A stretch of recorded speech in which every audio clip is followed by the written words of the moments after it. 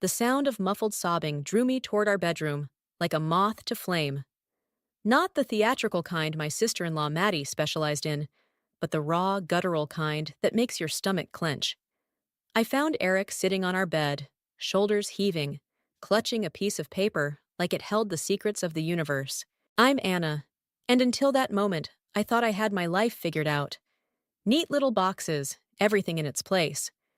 My collectible figurines lined up precisely on their shelves, my marriage solid as the oak desk in my office, my career trajectory as predictable as my morning coffee routine. "She's right about you," Eric choked out before I could reach him. God, how could I have been so blind? The letter trembled in his hands. I recognized Maddie's flowing script immediately. She always did have a flair for the dramatic, right down to her choice of lavender-scented stationery. The same kind she used to write thank you notes for Christmas presents she'd later return. What exactly am I being accused of this time? I kept my voice steady, professional, the same tone I use when dealing with difficult clients at work. You, you sabotaged her job interview at Maxwell and Partners. His eyes, when they finally met mine, held something I'd never seen before. Disgust. You called them and told them about her history of workplace conflicts. A laugh escaped me, sharp and bitter. And you believe this? They withdrew their offer this morning. She was perfect for that position, Anna. Perfect. His fingers crumpled the paper's edges. Only someone who knew about her past could have done this. Someone who had access to her previous employment records, which I don't have. Don't lie to me. The sudden violence in his voice made me step back. Your company handles their HR consulting. You've had it out for her since day one. The irony wasn't lost on me. 3 years of watching Maddie systematically undermine every aspect of my life, and here I stood, accused of the exact kind of manipulation she'd perfected to an art form. Read it to me, I said quietly. The whole letter. He smoothed the paper, his hands shaking. As he read, Maddie's masterpiece unfolded, a carefully crafted narrative of persecution and betrayal, sprinkled with just enough truth to make the lies digestible. She'd always been good at that, weaving reality and fiction until even she probably couldn't tell them apart anymore. She's destroying herself, I said when he finished. I had nothing to do with this. Then explain how they knew about the incident at her last job, the one she only told family about. I felt something shift inside me, like tectonic plates grinding against each other before an earthquake. The incident she swore everyone to secrecy about? The one where she allegedly got fired for whistleblowing, but actually got caught falsifying reports? His head snapped up. How did you— Because your father told me, Eric, last Christmas, after 3 glasses of whiskey. He was worried she hadn't changed. I moved toward my dresser, pulling open the top drawer where I kept my most precious collectibles. Just like he was worried when she sold my grandmother's brooch and claimed it was lost. That's different. She was going through a rough patch then. Was she? I lifted my limited edition Sakura figurine from its velvet nest. Empty space greeted me where its matching partner should have been. Funny how my rough patches never involve stealing from family. Eric's face flushed. You're changing the subject. No, I'm finally addressing it. I turned to face him fully. Your sister isn't the victim here, Eric. She never has been, and I'm done pretending otherwise. The silence that followed felt like standing on the edge of a cliff, knowing the ground was about to crumble beneath my feet. In that moment, looking at my husband's face, I realized something that should have been obvious years ago. There would never be room for 3 people in this marriage. I sat in Sam's living room, turning my phone over and over in my hands while she paced, her bangles jangling with each sharp gesture. 3 missed calls from Eric, 7 from Helen, 1 text from Walter that simply read, "We need to talk." Remember the first time I met Maddie? I asked, interrupting Sam's creative string of curses about my sister-in-law. At our engagement party? You mean when she spilled red wine on your white dress and called it an accident? Before that. I pulled up the photo on my phone, all of us smiling, Maddie's arm wrapped around Eric's waist. She hugged me and whispered, "I always wanted a sister. I actually believed her." Sam stopped pacing. That's because you're not a sociopath. My phone buzzed again. Helen. I declined the call and opened the text from Eric instead. Family dinner tonight. Mom insists. Please come. Don't you dare, Sam warned, reading over my shoulder. I have to. I stood up, smoothing my skirt. If I don't show up, it proves everything Maddie said about me in that letter. And if you do show up, she'll find another way to twist it. That's what she does, Anna.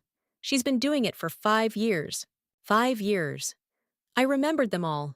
The misunderstandings about holiday plans that left us eating alone. The tearful accusations about imagined slights. The way she'd comment on Eric's weight whenever I cooked for him. Death by 1,000 paper cuts, each one small enough to make me look petty for complaining. I need to handle this differently, I said, reaching for my bag. No more playing defense. Sam grabbed my wrist. What are you planning? Nothing yet, but I'm done being the villain in her story. The Turner house looked exactly as it always did. Pristine lawn, carefully tended roses, Helen's collection of garden gnomes standing guard. I'd always wondered if Maddie's flair for presentation came from growing up in this perfect facade. Walter opened the door before I could knock. Anna? His eyes held the same weary resignation I'd seen at Christmas. Helen's in the kitchen, Maddie's... Well, I found them all in the dining room. Helen arranging flowers like nothing was wrong, Eric staring at his phone, and Maddie, red-eyed and fragile, perched at the head of the table like a wounded queen. Anna.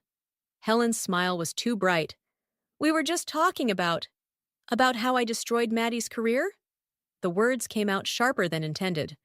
Or about how I've apparently been plotting against her since day one.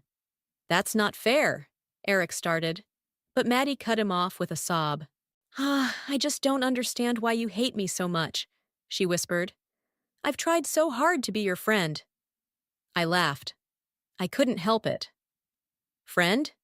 Is that what you call it? Girls, please, Helen intervened. We're family. We can work this out. Family? I pulled out my phone, fingers shaking as I pulled up the email I'd received that morning. Is that why someone using your PayPal account, Maddie, just listed my limited edition Sakura figurine on eBay? The one that mysteriously disappeared last month? The room went silent. Maddie's face didn't change, but something flickered in her eyes. Not guilt, but calculation. Oh, Anna! Her voice dripped with pity. Is that what this is about? Your little toys?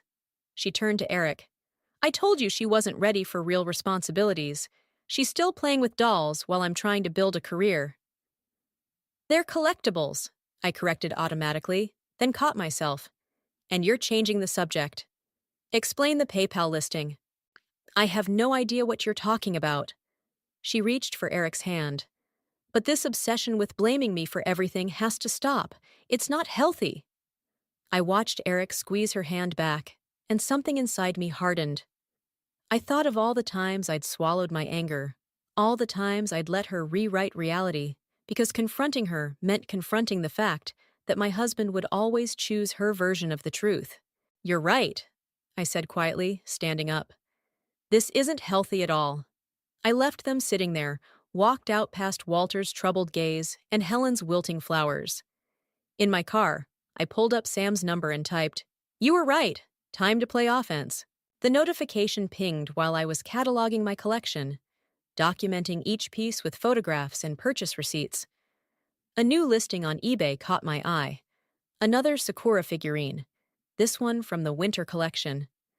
My hands trembled as I clicked the seller's profile. Username, Vintage Vixen 82. Location, our town. Feedback score, 147. I scrolled through their other listings. My breath caught. There, scattered among vintage jewelry and designer scarves, were 3 more of my missing pieces. The same ones I'd reported stolen to Eric last month, when he'd dismissed my concerns with a casual, "You probably just misplaced them." My phone rang. Sam. I found something, she said without preamble. Remember that job Maddie lost last year? The one she claimed was downsizing? Let me guess. Another lie? Better. I just had drinks with my cousin who works there. Apparently, Maddie got caught selling company information to their competitors. They gave her the choice to resign quietly or face charges. I stared at the eBay listings. She's been doing this for years, hasn't she? Taking things that aren't hers, twisting the truth until it breaks. Anna. Sam's voice softened. There's more. The reference check that killed her Maxwell and Partners job? It came from Helen. The world tilted sideways. What?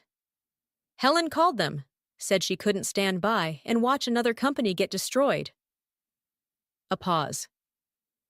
Maddie knows it was her mother, Anna. She's been blaming you to punish Helen.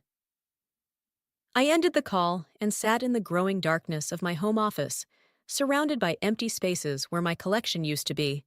The front door opened and closed. Eric coming home from another long day at work. Anna. His footsteps approached. We need to talk about yesterday. I quickly closed the eBay tabs. Yes, we do. He leaned against the doorframe, looking tired. Maddie's been crying all day. She says, I found them. I turned my laptop screen toward him. My missing pieces, the ones you said I misplaced. His expression didn't change. What are you talking about? Vintage Vixen 82. Want to guess her real name? I clicked through the listings.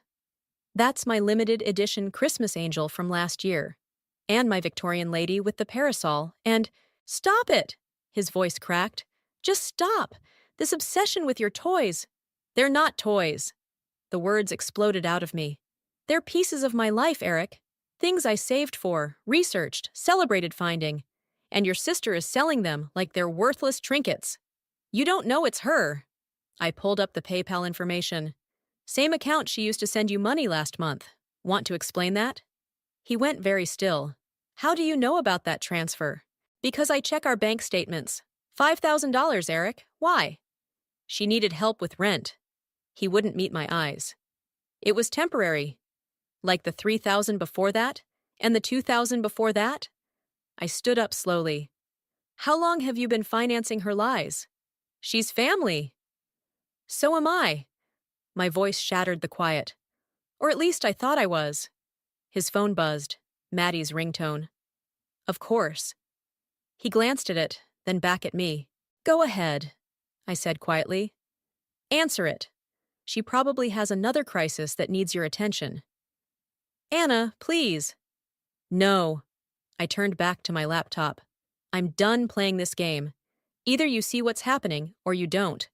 But I won't keep pretending everything's fine while she dismantles our life piece by piece. He took a step toward me, then stopped as his phone buzzed again. I watched him hesitate, watched the moment he chose, just like he always did. I have to take this, he muttered, already walking away. I waited until his voice faded down the hallway, then opened my email. The message to Walter was already drafted. I need to show you something. Meet me tomorrow at 10 a.m. My cursor hovered over the send button. Once I did this, there would be no going back. No more peaceful family dinners. No more pretending we were one big happy family. I thought of my empty shelves, of Eric's retreating back, of Maddie's smug smile at yesterday's dinner. I clicked send. Walter's coffee had gone cold, untouched, as he studied the evidence spread across Sam's dining room table. Bank statements, screenshots, a detailed timeline of missing pieces and mysterious payments. His engineer's mind cataloging each detail, connecting dots I'd been too close to see. $10,000, he said finally. That's how much Eric has given her in the past year alone. Sam leaned against the doorframe, arms crossed. There's more. Show him the storage unit, Anna. My hands shook as I pulled up the photos on my laptop. I followed her yesterday, Unit 47 at Safe Store on Mason Street. I turned the screen toward Walter. Paid for with Eric's credit card. The images showed what I discovered through the unit's partially open door. Shelves of collectibles, jewelry, designer bags. Some I recognized as mine. Others belonged to Helen, items she'd reported missing over the years. But most I'd never seen before. Walter's face aged 10 years in 10 seconds. She's been doing this to other people. I tracked some of the eBay sales, Sam said. She's been targeting wealthy families she befriends through her temp jobs, gets invited to their homes, gains their trust. Then things start disappearing, I finished. Small things at first, easy to dismiss as misplaced. Walter pushed back from the table. Have you gone to the police? And tell them what? That my sister-in-law is stealing family heirlooms and selling them online? That my husband is financing her lifestyle? I laughed, the sound hollow. Maddie's too smart for that. Everything's tangled up in family politics and plausible deniability. My phone buzzed. Eric again. Third call today. I declined it. He needs to know, Walter said quietly. He won't believe me. He never does. I gathered the papers, organizing them with mechanical precision. But maybe he'll believe you. Walter's phone chimed. He checked it, his expression darkening. Helen says Maddie's at the house. She's telling them you broke into her apartment. Says she has security footage. Sam swore. I felt oddly calm. Of course she does. I pulled up one final email on my laptop. Because I did exactly what she expected me to do. What she wanted me to do. The email was from Maddie's landlord, responding to my inquiry about her security system. There wasn't one. Never had been. She's playing us against each other, I realized. All of us. Helen's reference check, my investigation, your confrontations. She's orchestrating everything. Walter stood abruptly. I need to make some calls. Dad, wait. But he was already heading for the door, phone in hand. Sam watched him go. He'll warn her. No, I smiled, remembering the steel I'd seen in Walter's eyes. He'll do exactly what she expects. Try to handle it quietly, protect the family name. And while he's doing that, we'll be following the money. Sam pulled out her laptop. I've got a friend in digital forensics who owes me a favor. My phone buzzed again. This time, a text from Helen. Family emergency meeting tonight. Everyone must attend. Below it, a message from Maddie. Time to end this, sister dear. Unless you'd rather Eric finds out about those mysterious transfers from your personal account to offshore banks? I stared at the screen, ice spreading through my veins. I hadn't made any transfers. Sam. My voice sounded distant. I need you to check something for me. She was already typing. The banking Trojans? Yeah, I see them. She's good. Backdated transactions, fake paper trails. If I hadn't known what to look for, she's framing me. The realization hit like a physical blow. She's been setting this up for months. Anna. Sam grabbed my arm. This isn't about your collectibles anymore. This is about destroying you. I looked at the evidence spread across the table, all the careful documentation of Maddie's crimes that now seemed hopelessly naive. She'd been 10 steps ahead the whole time. No, I said, reaching for my car keys. This is about making sure she never destroys anyone else. I sat in my parked car outside the Turner house, watching shadows move behind the curtains. Sam's words echoed in my head. You're walking into a trap, but sometimes the only way past a trap is through it. My phone lit up with a text from Sam. Digital forensics confirmed it. The banking Trojan originated from Maddie's IP address. But Anna, there's something else. Call me. I silenced the phone and stepped out into the evening air. Through the front window, I could see them all gathered in the living room. Helen wringing her hands, Walter standing rigid by the fireplace, Eric pacing, and Maddie, perfectly positioned in the center of it all. The door opened before I could knock. Helen's face was drawn, older than I'd ever seen it. Oh, Anna. She reached for my hand, then stopped herself. We've been discussing things. The living room fell silent as I entered. Eric wouldn't meet my eyes. Maddie dabbed at hers with a tissue. Before we start, Walter said, his engineer's precision cutting through the tension, I think we should review the facts. Facts? Maddie's voice quavered. Like the fact that my sister-in-law has been systematically trying to destroy my life? Or the fact that she's been embezzling money through offshore accounts? I stayed silent, watching Eric's reaction. His shoulders tensed, but he didn't turn around. I have proof, Maddie continued, pulling out a folder. Bank statements, transfer records, fabricated with a banking Trojan from your IP address.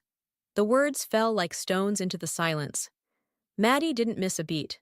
More accusations? More paranoid theories? She turned to Eric. Tell them about the storage unit, honey. Tell them what you found. Eric finally turned.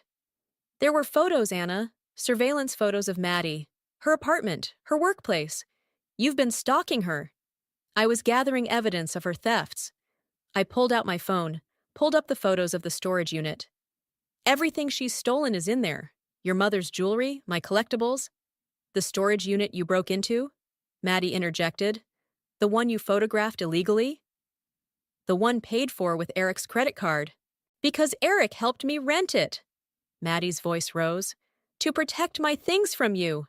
I looked at Walter, saw the conflict in his eyes. He knew the truth, had seen the evidence at Sam's house, but family loyalty ran deep. There's something else, I said quietly, pulling out a final envelope. Something I found in the storage unit. I handed it to Helen. Open it. Helen's hands trembled as she pulled out the photographs.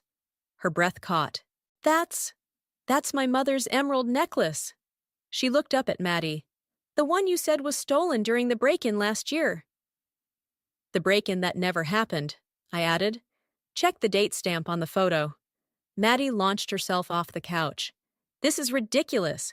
She's obviously doctored those photos. Eric, are you going to let her do this to me? But Eric was looking at the photos now, recognition dawning. That's the necklace you were wearing in your LinkedIn profile picture last month. For a fraction of a second, Maddie's mask slipped. I saw something cold and calculating in her eyes before the tears started again. My phone buzzed insistently. Sam again. I should have answered earlier, should have heard what else she'd found. But it was too late now. I think, Maddie said, her voice suddenly steady. It's time we discussed the real reason behind Anna's vendetta against me. She pulled out her own phone. Did you know your wife has been meeting with divorce lawyers, Eric? Planning to take everything you have? The room spun. I hadn't met with any lawyers, but I knew, with crushing certainty, that Maddie had evidence suggesting otherwise. She'd thought of everything. That's not, I started, but Eric cut me off. Just stop, Anna. His voice was tired, defeated. Just stop. I looked around the room, at Helen's confusion, Walter's resignation, Eric's betrayal, and realized Maddie had won. She'd orchestrated this perfectly, turning my evidence against me, my investigation into obsession, my defense into attack. But she'd made one mistake. She'd pushed me past caring about winning. My phone wouldn't stop buzzing as I walked out of the Turner house. Sam's messages grew increasingly urgent. Don't confront her yet. Found something bigger. Call me. But I was done waiting, done playing defense. Anna! Eric's voice followed me into the darkness. Where are you going? I turned, watching him jog down the front steps. Behind him, Maddie stood in the doorway, her silhouette framed by warm light, the perfect picture of concerned sisterly devotion. To the police, I said flatly. I'm done protecting your family's reputation. With what evidence? Maddie called out, her voice carrying just the right note of pity. The photos you took illegally? The banking records you fabricated? The storage unit, I started, but Eric cut me off. The one I helped her rent? To protect her things from you? He ran his hands through his hair. God, Anna, listen to yourself. You're obsessed. My phone buzzed again. Sam, take the call, Maddie suggested sweetly. It's probably your divorce lawyer. Or should I tell them about that too? I reached for my car door, but Eric grabbed my arm. We need to talk about this, about what you've been planning. Planning? I yanked free. Like your sister planned the break-in that never happened? Like she planned those offshore transfers from my account? Stop! His voice cracked. Just stop lying. Lying! I laughed, the sound sharp enough to cut. You want to talk about lies? Ask your sister about her last job. Ask her what really happened to that client's confidential files. Maddie's face changed for a split second, a flash of something cold and calculating before the tears started. Eric, she sobbed. Make her stop, please. He moved toward her automatically, protective Big Brother mode engaged. I watched them, really watched them, and something clicked into place. You knew, I said quietly. About the files. About everything. Eric froze. You helped her cover it up, didn't you? That's why you gave her the money. Why you keep giving her money. Anna, that's why you won't believe me. Because if I'm right about her, then you're complicit. Maddie's sobs stopped abruptly. She stepped forward, mask dropping completely. Careful, Anna, she said softly. You're not the only one who can gather evidence. Those offshore accounts, they're real. And guess whose name is all over the paperwork? My phone buzzed one final time, then fell silent. Too late, I realized what Sam had been trying to tell me. The police are already investigating, Maddie continued. Anonymous tip. They'll find exactly what they're looking for. A pattern of theft and fraud, all leading back to you. You set me up. The words felt hollow. From the beginning. No, Anna. Her smile was almost gentle. You did this to yourself. Your obsession with proving me wrong. Your need to control everything. You made it so easy. I looked at Eric, searching for any sign of the man I'd married. He wouldn't meet my eyes. The difference between us, Maddie said, is that I understand family, loyalty. You've been trying to tear us apart since day one. My phone lit up with a text from an unknown number. Detective Morris here. Need to speak with you regarding suspicious financial activity. Please contact immediately. Go ahead, Maddie whispered. Tell them your theories about me, about Eric's involvement. See who they believe. The unstable woman obsessed with her collectibles, or the family trying to protect themselves from her increasingly erratic behavior. I got in my car, hands shaking so badly I could barely grip the key. Through the windshield, I watched Eric comfort his sister, watched Helen and Walter appear in the doorway, a perfect family tableau. My phone buzzed again. Sam, one last time. Don't do anything. Coming to you. Have proof of everything. But as I started the engine, I realized it didn't matter anymore. Proof, truth, justice. Maddie had twisted them all into weapons against me. She hadn't just won. She'd made sure I'd lose everything in the process. The only question left was, what did I have left to lose? Detective Morris's office felt too small, too warm. Sam sat beside me, laptop open, while Maddie perched across the desk. Perfect posture, perfect tears. As you can see, Maddie was saying, the transfer records clearly show a sophisticated banking Trojan, Sam interrupted, turning her laptop toward the detective. Originating from this IP address. She slid a paper across the desk. Registered to Madison Turner. Maddie's smile didn't waver. More desperate accusations? Detective, I've provided documentation of Anna's offshore accounts, her surveillance photos, and I've provided evidence that those documents were fabricated, Sam countered, along with proof of Ms. Turner's previous corporate espionage. Morris studied both women, then turned to me. Mrs. Carter, you've been quiet. Because this isn't about words anymore. I pulled out my phone, opened the video I'd received an hour ago. This arrived anonymously this morning. The footage was grainy, but clear enough. Maddie in her apartment, carefully packaging my missing collectibles, logging. Then Eric appearing, arguing, pointing at the boxes. Maddie's smile cracked. That's clearly doctored. The metadata proves it's authentic, Sam said. And there's more. The video continued. Maddie showing Eric documents, him becoming agitated, her consoling him.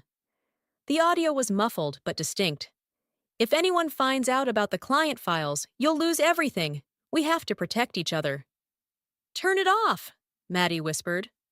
The timestamp, Morris noted, matches the day before Mrs. Carter's accounts were compromised. You don't understand, Maddie's voice shook. She's obsessed with destroying our family. These are all lies. Like the lies about Helen's jewelry? I asked quietly. The ones you sold to fund your gambling habit? Maddie went very still. How did you?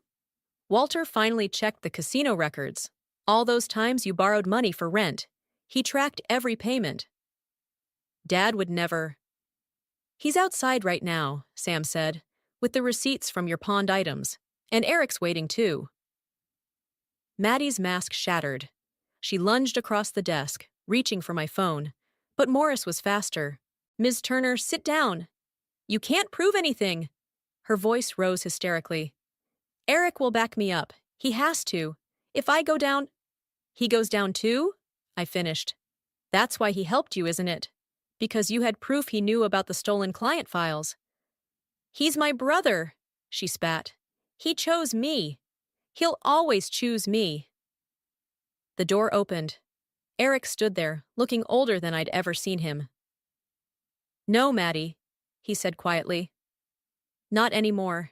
She stared at him, betrayal written across her face. You can't. I protected you. You blackmailed me, he corrected. Used me to hurt my wife, to hurt everyone who tried to help you. I was helping you. She was crying now, real tears finally. Everything I did was to protect us. Ms. Turner, Morris interrupted, I think it's time we discussed the corporate espionage charges, and the fraud, and the theft. I stood up, suddenly exhausted. I'll be outside. Anna, wait! Eric reached for me, but I stepped back. Don't! My voice was steady. You chose her. Every time, for years, you chose her. And now you're only here because she finally went too far. I'm sorry. I know. I looked at Maddie, still protesting her innocence to Morris. But sorry doesn't fix what's broken. Sam followed me out, past Walter's slumped shoulders and Helen's quiet sobs.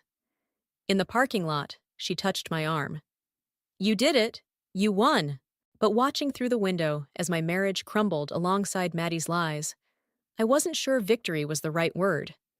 I'd exposed the truth, yes. Achieved justice, maybe. But the cost. My phone buzzed one last time. A text from Eric. I never deserved you. I deleted it without responding and turned toward home, leaving the wreckage of the Turner family behind me. Sometimes winning feels exactly like losing, but at least I could walk away knowing who I was and who I refused to become. The storage unit door rattled upward, revealing shelves of carefully cataloged items, each piece tagged, photographed, and ready for return to its rightful owner. Helen's emerald necklace, Walter's vintage watch collection, items from dozens of families Maddie had befriended and betrayed. Sam stood beside me, clipboard in hand. Detective Morris says they've identified most of the owners. Should take about a week to process everything. I lifted a familiar figurine from its shelf, my first Sakura piece, the one that started my collection. Its partner was still missing, probably sold months ago to some unsuspecting collector. You don't have to do this part, Sam said quietly. The police can handle it. Yes, I do. I placed the figurine in its box. Some things you need to finish yourself. My phone buzzed. Another text from Eric. I deleted it without reading, just like the others. The divorce papers were already signed, his confession to the corporate espionage already filed. Some bridges stay burned. The website launches next week, Sam said, changing the subject. Already have 3 authentication requests from serious collectors. I smiled, remembering how the idea had come to me during one of those sleepless nights after Maddie's arrest. A service to verify collectibles' authenticity and ownership history, preventing exactly the kind of fraud she'd perpetrated. Turning poison into medicine. Helen's outside, Sam warned. Want me to tell her you're busy? I shook my head. It's time. Helen looked older, grayer, but her spine was straight as she approached. Anna, Don't apologize again, I interrupted. Please. She nodded, twisting her wedding ring, a nervous habit I'd never noticed before. Walter and I are selling the house, moving closer to our grandchildren in Arizona. Fresh start? Something like that. She reached into her purse, pulled out a small box. I found this in Maddie's things. The police said I could return it personally. Inside lay the missing Sakura figurine, the partner to the one I'd just packed. My hands shook as I lifted it. She kept this one, Helen said softly. Didn't sell it. I think. I think maybe she wanted to understand. Understand what?